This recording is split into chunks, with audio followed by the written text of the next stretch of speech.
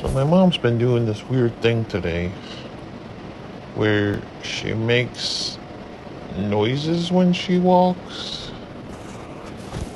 I don't know exactly what's happening, if it's a new trend she saw on TikTok that makes her want to do this, or maybe it's because she took 2 boxing classes back to back. I don't know. I don't know what it is, and if I'm supposed to start doing it. Maybe this is part of like my training if she's being a trendsetter and I'm supposed to bark when I walk to kind of match her like moaning when she walks. We'll see. I don't know. I mean, hopefully she's okay.